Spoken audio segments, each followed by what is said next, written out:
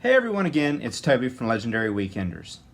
I hope that from the first two short videos that we posted, you kind of got an idea of what we're about and the types of vacations that we take.